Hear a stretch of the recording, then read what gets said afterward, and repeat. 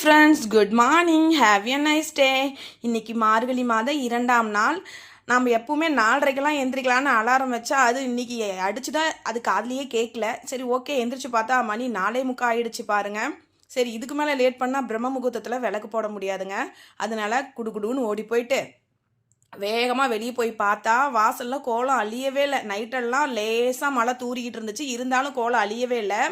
எங்கள் ஊரில் மழை பெய்யுதுங்க, உங்கள் ஊரில் நேற்று மழை பெஞ்சுதான்னு மறக்காமல் என்னோட கமெண்டில் சொல்லுங்கள். அப்படியே வாசல்லாம் கூட்டிட்டு சாணம் தெளிச்சிட்டு நாமளும் கொஞ்சம் ரெடி ஆகிட்டோம். எப்பவுமே குளிச்சுட்டு நீங்கள் விளக்கு போடுறதா இருந்தால் குளிச்சுட்டு போடுங்க, அதுதான் ரொம்பவே நல்லது. தீபம் போடும்போது நாம் குளிச்சுட்டு தான் தீபம் போடணும். அதுக்கப்புறம் வெளியே வந்தால் வெளியே யாருமே இல்லை, மணி 4:45. சரி, ஓகே, இதுக்கு மேலே லேட் பண்ணால் லேட் ஆகிடும், பிரம்ம முகூர்த்தத்துக்குள்ளே விளக்கு போட முடியாதுன்னு சொல்லிட்டு வெளியே கோலம் போட ஆரம்பிச்சிட்டு இருந்தேன். கோலம் போட ஆரம்பிச்சிட்டு இருக்கும்போது அப்போ தான் ஒவ்வொருத்தராக வெளியே எந்திரிச்சு வந்தாங்க.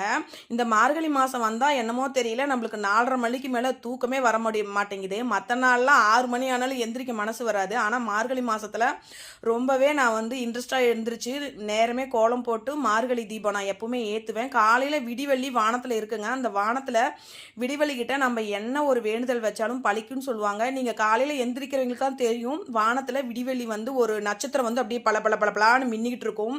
அந்த நட்சத்திரம் பேர் தான் விடிவெள்ளி. அதுக்கப்புறம் கோலம்லாம் போட்டு முடிச்சாச்சுங்க. எப்பவுமே நான் சிம்பிளாக தான் கோலம் போடுவேன். ரொம்ப பெருசு கோலம் போட்டால் அந்த டைமிங்குள்ளே நம்மளுக்கு விளக்கு போட முடியாது. 6 மணி தான் பிரம்ம முகூர்த்த டைமிங். முடிகிற டைம் 6 மணிக்குள்ளே பிரம்ம முகூர்த்தம் முடிஞ்சிடும். அதுக்குள்ளே நம்ம கடவுள்கிட்ட நம்மளோட வேண்டுதலை வச்சா அந்த பிரம்ம முகூர்த்தத்தில் கடவுள் நம்மளோட வேண்டுதலை ஃப்ரெஷ்ஷாக காது கொடுத்து கேட்பாரு. கோலம்லாம் போட்டேன். இதுதான் இன்றைக்கி என்னோட கோலம். அதுக்கப்புறம் நான் எப்பவுமே மஞ்சள் தூளில் தாங்க பிள்ளையார் பிடிப்பேன், சாணத்தில் பிடிக்க மாட்டேன். தீபம்லாம் சிறப்பாக இன்றைக்கி ஏற்றியாச்சு. அதுக்கப்புறம் வெளியே தீபம் ஏற்றிட்டு தான் உள்ளே நம்ம தீபம் போடணும். நீங்கள் உள்ளே தீபம் ஏற்றிட்டு வெளியே போய் தீபம் போடக்கூடாது.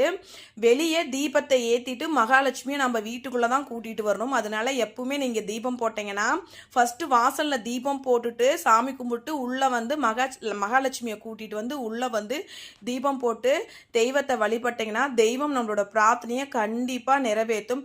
தெய்வங்கள் கஷ்டம் கொடுத்தாலும் எப்பவுமே நம்மளை கைவிடாது. நம்ம தெய்வத்தை விடாமல் வழிபட்டுட்டு இருந்தோமா அந்த ரொம்பவே சிறப்பு. அது தெய்வத்தை தொடர்ந்து வழிபட்டுருக்கிறவங்களுக்கு ஏதோ ஒரு வாய்ப்பு மூலிமா நம்ம நஷ்டங்கள் தீரும் அப்படின்ட்டு பெரியவங்க சொல்லுவாங்க. நானும் நம்பிக்கை எப்பவுமே மார்கழி பூஜை பண்ணுவேன். மார்கழி பூஜை பண்ணுனா எனக்கு ரொம்பவே பிடிக்கும். அதாவது காலையில் குளிர பார்க்காம நேரமே எந்திரிச்சு நம்ம கடவுளுக்காக வழிபடுறது ரொம்பவே சிறப்பு. அது இல்லாமல் பெண்கள் காலையில் நேரமே எந்திரிச்சு மார்கழி பூஜை பண்ணுறதுனால ஆக்சிஜன் பெண்களுக்கு நல்லாவே கிடைக்கும். அது உடம்புக்கு ரொம்பவே நல்லது. ஓகே, இவ்வளோ நேரம் என்னோட வீடியோ பார்த்ததுக்கு நன்றி. வீடியோ எப்படி